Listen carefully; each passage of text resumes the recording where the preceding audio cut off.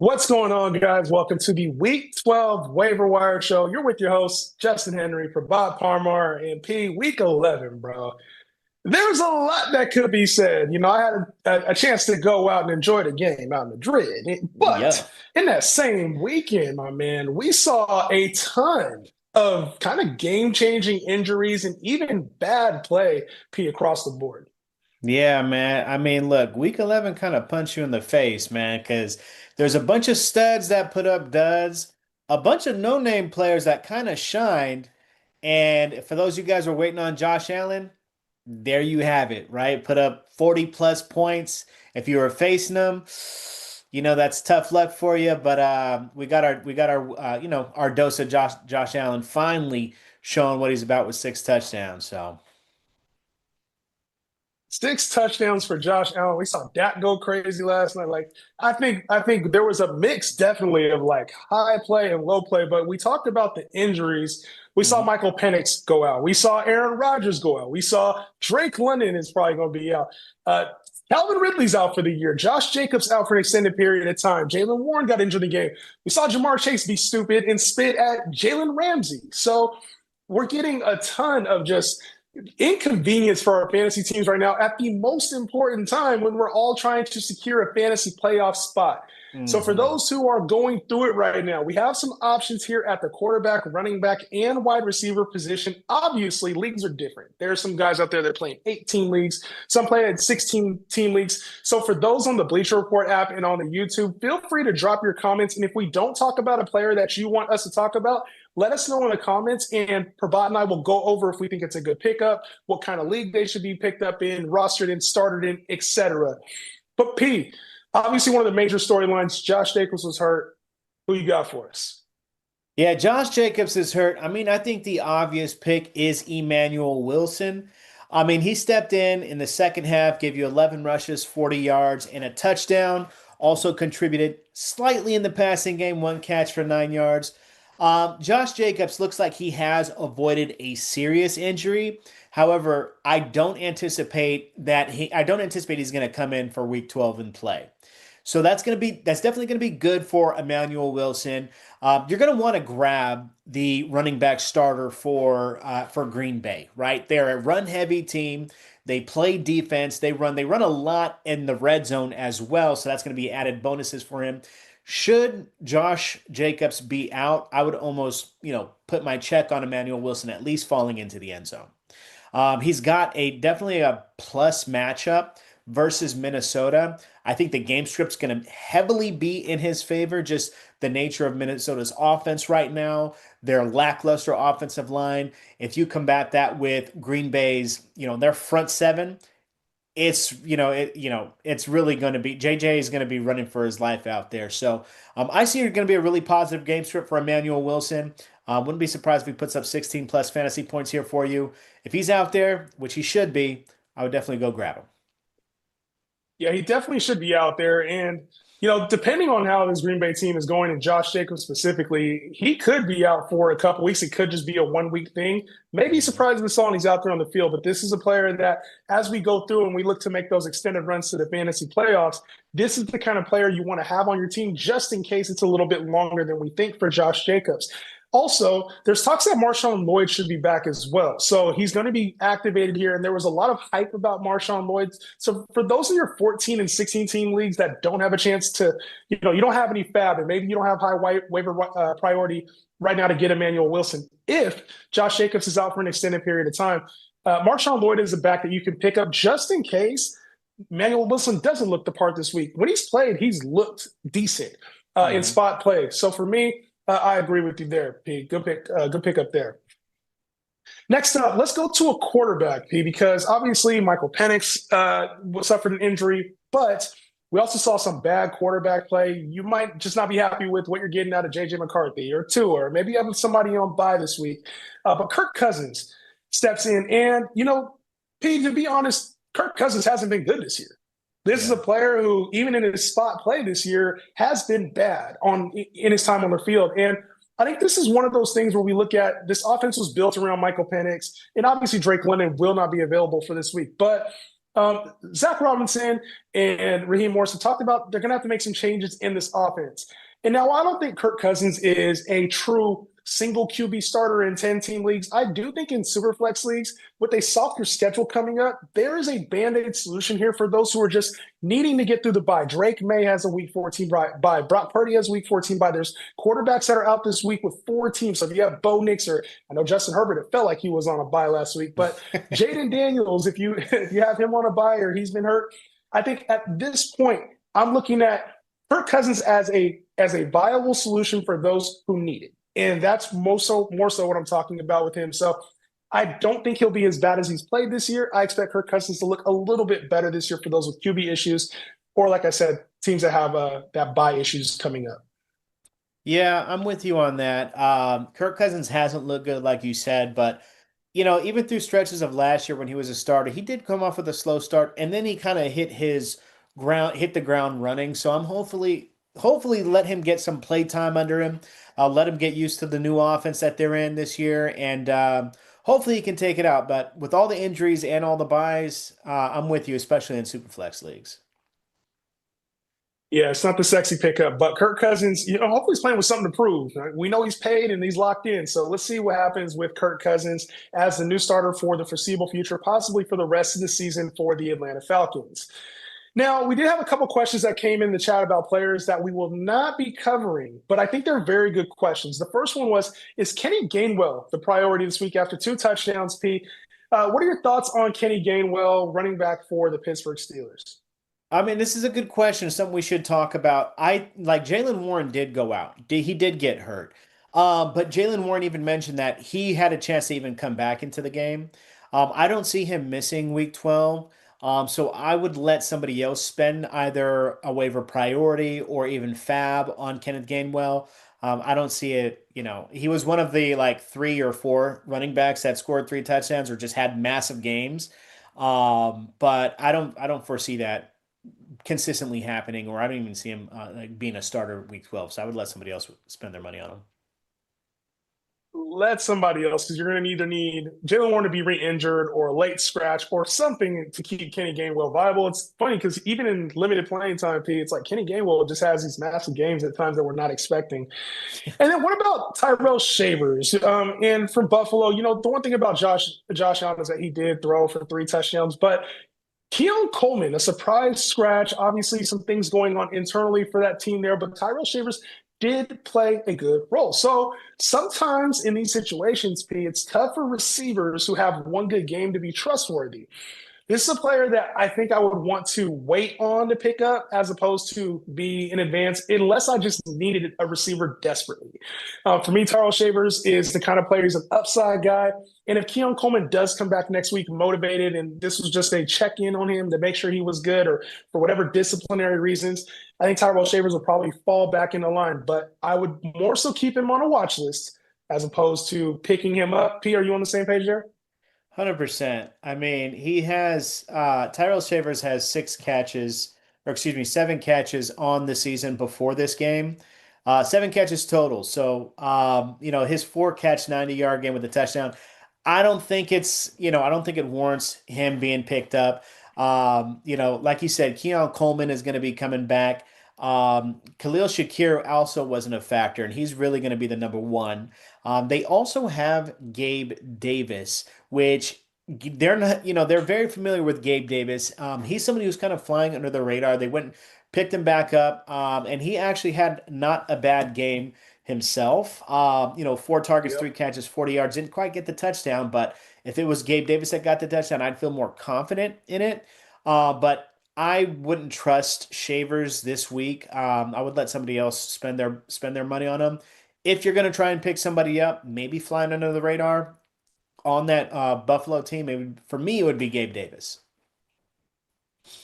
Yeah, and I think I think you're spot on there, especially as we get through some of these buys. I do think in your 14, 16 team leagues, if you're looking for a little bit of upside, he provides that. Not somebody I would roster if after this week he has less than 5 targets and time to move on.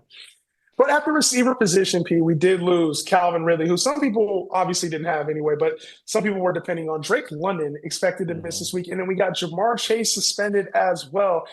Is there a receiver you think can at least come in and give us a viable, startable solution for this week?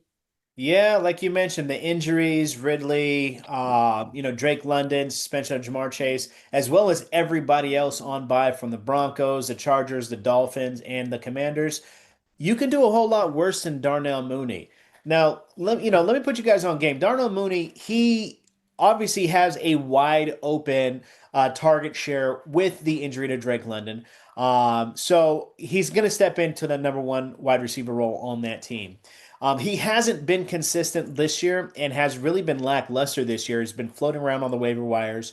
But that Drake London injury obviously opens up a huge blow. But even more so, last year with Kirk Cousins being the starter, Darnell Mooney was actually putting up back end wide receiver two numbers. So that's something to kind of keep your eye on. He kind of like Cousins favors Mooney, and he has in the past. And you didn't see really Cousins target Kyle Pitts that much. You'll see him do a bunch of dump offs to Bijan, which you have to expect. But Darnell Mooney still steps into his role with somebody who's familiar, who's throwing him the ball. Who knows how long Drake London's going to be out there? That PCL injury, which was aggravated for him, we've seen that happen in Ricky Pearsall, and he was out, I don't know, 4 or 5 weeks. I don't know. I don't anticipate him being out that long, but I anticipate it being more than just a 1 week injury for Drake London. So Darnell Mooney, hopefully he could rekindle some of that energy that he had last year and put up some solid wide receiver two, like back end wide receiver two, even flex numbers for me this year. So Darnell Mooney's my pick. Yeah, I mean, he was close to 1,000 yards last year, P. And it's one of those things where, as you get down to the guys are playing for their jobs next year now. On this Falcons team, that's kind of went the wrong way. There were some high expectations. I know I talked a lot about the Falcons offensively, but I think just in general, there was like this more uplifting feeling. And it's we're seeing Bijan struggle after getting a rock solid first half. Things have kind of gone awry for this Falcons team. So I know guys are playing for starting spots, and I think Darnell Mooney here, along with Kirk Cousins, they might have something to prove, both of them. I don't think Darnell Mooney is going to be the same player he was last year for our teams, but I do think if you're in a bind this week or you are dealing with some wide receiver issues, he's only 37% rostered, like we mentioned, on ESPN. So I think good pickup there. Let's talk about a quarterback, P, because I did go with Kirk Cousins earlier, but Tyrod Taylor is another quarterback that I really think could help teams now. So I think Kirk Cousins is more of those, hey, wait and see, super flex. I think Tyrod, like if he's able to start the rest of this year, because Justin Fields got benched. The Justin Fields experience is done. I genuinely thought he could be like a top 5-ish, top 7-ish quarterback like he was in Chicago. The experiment's done. Tyrod Taylor's the guy moving forward. No Garrett Wilson, but in Tyrod's his first start this year, he had over 17 fantasy points.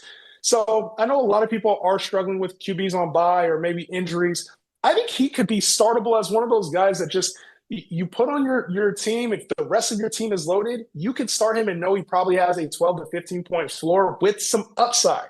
A softer schedule coming up. He's got matches against Baltimore, Atlanta, who is good, but obviously a little bit more been a little bit more susceptible as of late. Miami and Jacksonville. So it's not like he can't exploit some of those matchups, especially with his legs. That's where he provides a rushing floor. I think Tyrod is a good, not great, a good pickup for those who are desperate with quarterbacks. I think he provides a nice floor for teams that are really struggling at the position right now. No, I like this. I like Tyrod Taylor because he's always one of those players that when he starts, I feel he's going to put up serviceable numbers at least. Just like you're mentioning, he does have rushing upside. Tyrod Taylor's really accurate too. He has an underrated accuracy. So I think not only Tyrod, but his pass catchers, right? Adonai Mitchell, I think, is going to get a boost in his value. Taylor, the tight end there, is going to get a boost in value. That whole offense, yeah. So I really, I'm with you on the Tyrod pick. I would even probably go as far as to bet because of his rushing upside, to prioritize him over Kirk Cousins. Yeah, I agree with you there. And I think Kirk Cousins probably the longer term play. I think Tyrod gives you a nice short to intermediate option here, Band-Aid solution as well. So good points there. I'd probably start him over, JJ McCarthy or Tyrod, who you starting? That's where I'm we gonna, are right yeah, now. that's where we're at right now, man. I mean, look, Tyron is nice, you know what I'm saying? JJ McCarthy, I think, will figure it out and will pick it up. Look, next week I'm starting Tyrod. Just, we call it what it is. Hey, next I'm week I'm not starting Tyrod over 9. 9. They called me 9. I was like, all right, bro. Listen, All let's get right. back into the chat, Pete, because obviously this is the time where people have a lot of questions. Yeah. And one of them came in about Christian McCaffrey. The trade deadline just happened in some leagues last week, some leagues it's this week, but there are a lot of trades going on, so values are all over the place. But one Christian McCaffrey trade, we have to talk about this. Mhm. Because he has a week 14 bye, would you attempt to trade him away? Now, there's 3 weeks left in the regular season for most leagues, weeks 12, 13, and 14. So basically, you're only getting him for 2/3 of the games left. Is that a player that you would trade away and try to get max value? Are you holding him? What's your thought process on trading CMC because he has a week 14 bye? Um, that's an interesting question. It depends on what your team looks like ultimately, but you got to think like what are you going to get in return, right? Are you going to get depending on how your team is made up and Jimmy Jakes, you can drop this in the chat as well so you give us a little bit more insight, but I am always for trading for more value. But CMC probably helped get you into the playoff race. And if you're going to do like a subtle, maybe something like a 2-for-1 where you're getting like maybe a high end wide receiver two and like a back end running back one, who's somebody who's desperate who may have like Achane on a buy and Waddle on a buy. If you can go and you can make that trade and do something like that, I'm all for it. But if you're just going to trade him for depth right now, going into the playoffs, in my opinion, you're hustling backwards. If you're a playoff team and Yeah. you're a stronger team, you want to consolidate your team. You want to trade depth for bigger, stronger pieces that you can entrench in your starting lineup. CMC is one of those. So if you have CMC, generally at this point Yes. in your season, I'm against that. I'm against trading him. Yeah. It's a tale of two things because if you need to get in the playoffs, like you talked about, man, there's you got to make moves sometimes, but he's a key piece to hold on to, and sometimes the difference between like a CMC and a backup player is actually better than having two marginally good players. Like the point total is going to be much higher with the CMC, and the upside is also there. So good points there, Pete. Another question that came in the chat is Spears worth holding or drop him and try to pick up one of these waiver wire picks? Now, I've talked a lot about Tajay Spears having like that league winning upside. Unfortunately, this Titans team just isn't moving the ball down the field very well. You get Calvin Ridley out as well. So I just think in general, I'm not really like forcing myself to hold on to a player at this point. I'm going for the upside option of players that I can start. If it doesn't pan out, you don't want it to be the reason you don't make the fantasy playoffs or the reason that you lose your week. So I think Tajay Spears is a kind of player that you can hold on to and hope that he takes on the role during fantasy playoffs. But if you need to get in wins, you need to pick up a guy like Sean Tucker, or maybe you want to pick up a guy like Kenny Gainwell. They all have similar upside as backup running backs. So I'm not opposed to dropping Tajay Spears. If you have him on your roster, keep him. If you have the room, if you see somebody else with a little bit more upside, feel free to make the move.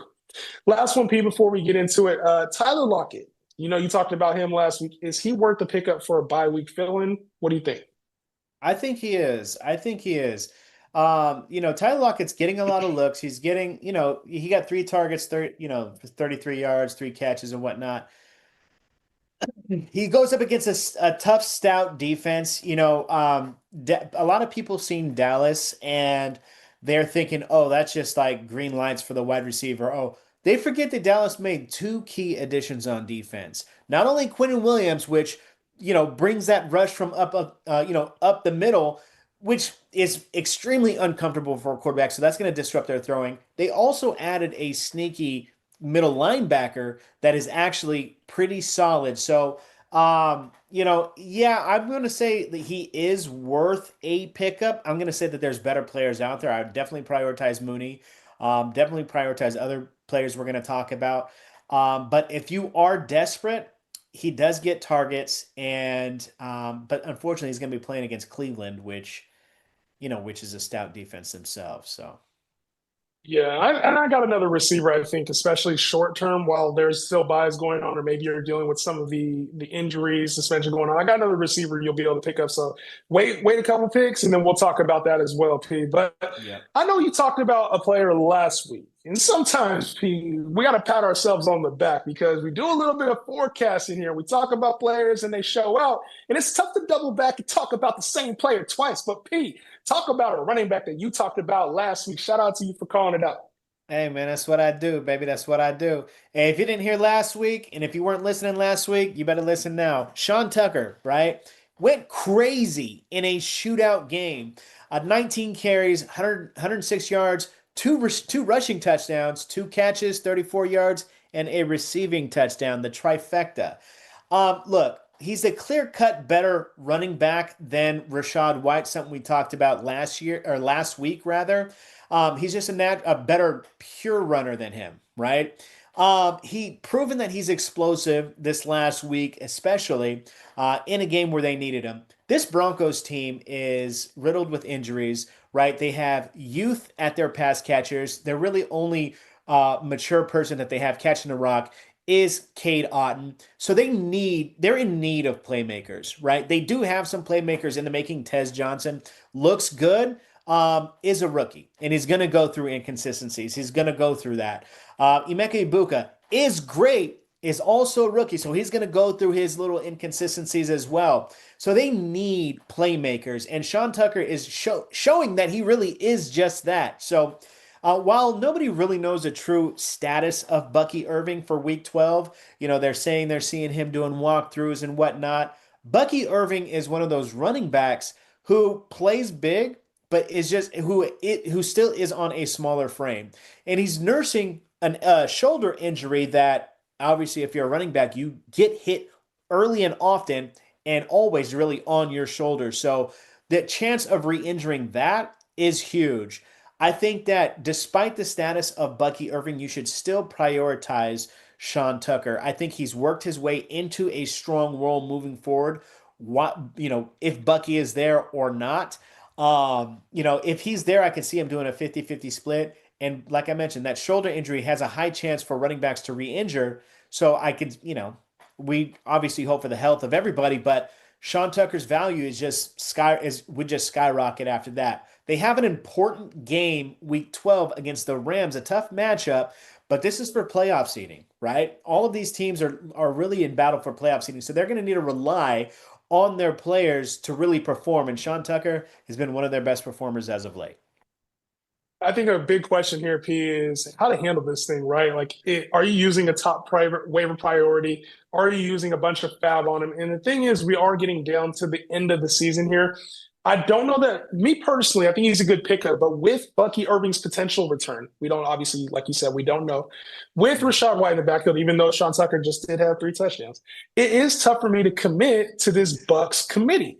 And I hear you on the performance and the player, and I think he has earned a role. And, they've talked about him throughout this whole season about getting him the football a little bit more. But I do want to ask you one more thing before we go into our next player, P, is are you spending a lot of fab to get him? Are you using a high waiver priority, or are you hoping he's not going to really fly under the radar? Are you hoping you can get him for less? If you're the Bucky owner, you got to spend on him. If you're the Bucky owner, you have to spend on him. If you're not the Bucky owner and you've had injuries at running back, I think you can spend a decent amount on him. I'm of the belief that he will have a role with or without Bucky being there, right? I don't think that they're just going to give Bucky 19 touches a game coming out of this injury, because not only is his foot injured, his shoulder is injured. And that I mentioned this before, the chance of re-injuring a shoulder when you're a running back is extremely high. And the type of aggressiveness that Bucky plays with his kind of frame not being like a Marshawn Lynch or a big body back. He's decent size, but he's like, he's one of those backs that just going to pound and pound and pound, and his body's going to take a toll. And that's what we're seeing here. So I'm definitely prioritizing Sean Tucker. Yeah, I think that's a good move. And the last thing here, obviously, P, is, I talked about a receiver that I would have.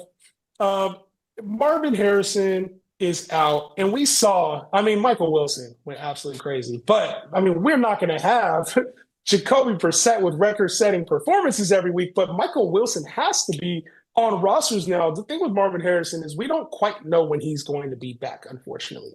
And so I think obviously we're not going to see 185 yards and 15 receptions out of him every week, but I do think Michael Wilson is able to step in as a wide receiver one and probably better suited for our fantasy teams when he is the go-to guy as opposed to being a non-startable wide receiver two. Now, coming up here, I think Michael Wilson probably, especially with the buys right now on the receivers, he's a better start than picking up someone like Tyrell Shavers, in my opinion. But for the most part, Pete, I do think that Michael Wilson can go in lineups. It's just not with that confidence. He seems kind of boom or bust.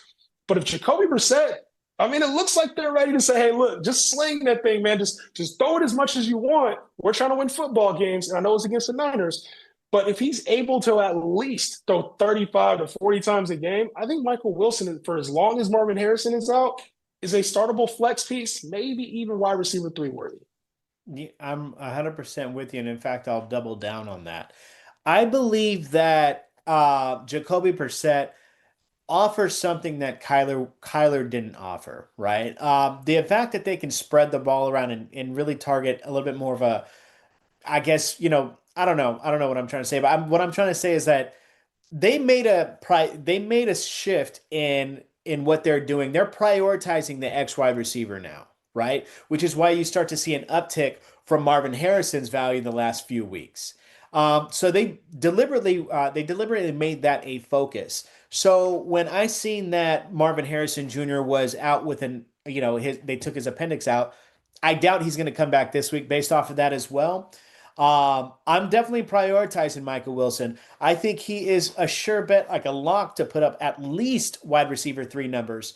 Because they're going up against Jacksonville, and we've seen what Jacksonville did to the Chargers.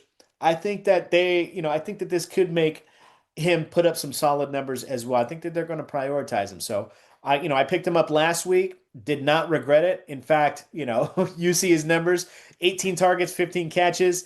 And, for as much as he did, definitely happy with it. And I think it's going to carry on over until the next week. Maybe not over 100 plus, but, I could see 7 catches for like 90 yards or something like that. I mean, he had damn near his whole season of fantasy production in one game right there. I was like, that's crazy, He man. did. But He did. And Michael people Wilson, yeah, forget. People also forget he was a second round pick a few years back. So he yes, does sir. have that priority. So, like he does have skill to him. They drafted him high. You might as well start using him, man. You got him and Marvin Harrison Jr. You might as well let the ball out. Might as well let the ball out. Well, we talked about a bunch of players. We do want to go into some more chats, so continue to let us know what your guys' thoughts are on the waiver wire pickups or any questions that you have. One of them that came in was thoughts on grabbing Chris Rodriguez, and not just for the simple fact that I saw this in person. I think Chris Rodriguez is a good power back, but he does Mhm. not offer much upside. If he doesn't score a touchdown, he hurts your team. He's not rushing for 100 yards most weeks. He's probably not scoring 2 touchdowns in most weeks. They do use Bill still. He's still being used on the field. I'm out on Chris Rodriguez. I disagree, bro. I'm in on Chris Rodriguez. I think guilt. I think that hey, if they weren't on a buy, he would be on my list. I mean, they made it a priority to say, hey, Chris Rodriguez, we're gonna give you all we can. Yeah, Bill's still gonna be there, but if you think the week before last, Chris Rodriguez got hurt.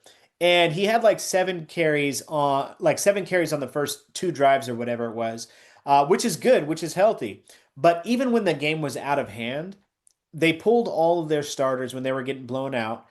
But Bill was in there still like running the clock out with all the other backups. So that tells you something. And then it just reassures him going against the Dolphins and him getting what I think it was like 16 carries. Granted, it didn't look as good. The production wasn't there. He still had like gashes of like 10 yards and 8 yards here and there. So they're making it an effort to give him the rock. And like I mentioned, if he wasn't on a buy, he would be on this list for me. Not mad at that. Out of 200, I'm sitting at 165 fab. So how much for Wilson? And I think for Michael Wilson, P, I talked a lot about him. Where are you at with him as far as picking him up? I think I'd be willing to spend about 25 to 40 of your fab. If you're still sitting on that much and you really need a receiver over the next couple of weeks, I think about 20 to 45 at fab, maybe a little bit Yeah. more. Yeah, I mean, if you think about it, like with all the injuries and all the people on buys right now, you're not the only person looking at Michael Wilson for this week at least. So if you're gonna spend, I'd probably spend like $45 and still leave yourself with 120 going into this stretch. I think $45 out of that 165 is solid if you are in need of a wide receiver and a win. I would say the only reason to spend 45 is if you're going to start them. If you can't start them, don't spend Oh, 45 on them this 100%. week, would be my word of advice on that. Should I pick up Mooney or Michael Wilson? Me, I'm going Michael Wilson. I think he offers a little bit more upside, bigger body. Who are you going with, Mooney or Michael Wilson? Mooney for the short, or excuse me, Michael Wilson for the short term. Mooney's going to be, I'm not sure how long Drake London's going to be out. I would say Mooney for the long term. I'm going with Michael Wilson. I think I've seen enough of Mooney. And then the last one we got that came in, is it time to get rid of Kamani Vidal? The buy is coming up here. There's been talks that Marion Hampton is on his way back. I think Kamani Vidal, if you're ready to get rid of him and you need wins, it's not a bad option. How you feeling on that? I got the same thing, bro. But Kamani Vidal's on a bye this week. Next week they got their first round draft pick running back, all the talk of the town coming back. So peace out, Kamani. It's been fun. Deuces. Deuces. It's been real, Kamani. It's been real. Appreciate your help, my man. But listen, we went over the week 12 best waiver wire pickups for this week. The first one was Emmanuel Wilson. For those Josh Jacobs or for sure going at the running back position, good option there for the Green Bay Packers. Kirk Cousins in your super flex leagues, if you have Michael Penix or maybe you're struggling at the position, does offer some short-term super flex appeal. Darnell Mooney has that connection with Kirk Cousins and should have a decent week as well this week against the Saints. We also have Tyrod Taylor, who is obviously one of those floor plays at running back. Even in your single QB leagues, if you are looking for an option, I think he's a back-end startable QB piece in those. Sean Tucker, we talked about him last week, talked about him this week. Don't miss out. An option even as Bucky Irving is ramping up and returning to action. And then Michael Wilson for those who maybe have Jamar Chase, have had Marvin Harrison, Drake London, some of those injuries at the wide receiver position. Michael Wilson does offer some upside. Mm-hmm. Now, Pete, we are coming into week 12 here, and this is an imperative week. If you are trying to get wins, do whatever you need to do in order to secure your fantasy playoff spot. If you have trades coming up until this time, we talked about the deadline, but there are some leagues still with the trade deadline. Make some smart moves. Do not panic because your record looks a certain way, but try to get into the playoffs. Any advice before we get off here, Pete? Yeah, real quick. Most leagues trades the trade deadline pass. Look, it would be a smart move and a tactical move for those players who are inconsistent, may have good names or may have good weeks. If they're inconsistent, let that be a time bomb on somebody else's team. If you have them, don't feel bad if you drop them. Somebody else picks them up, puts them in their starting lineup, and they lay, 2 points, 3 points. This is something we should look forward to and look ahead to. Like, if you have an empty roster spot or two, look at some of the defensive schedules. Look at some of these defensive schedules coming up, so that way you can plan out your next few weeks on who you're going to start. If a defensive matchup is easy and it's juicy, pick them up. And let somebody else worry about those like wildly inconsistent players. Wise words from my man P over there. For Bob Palmer, myself, Justin Henry, we will see you on next week's Waiver Wire show. Peace out.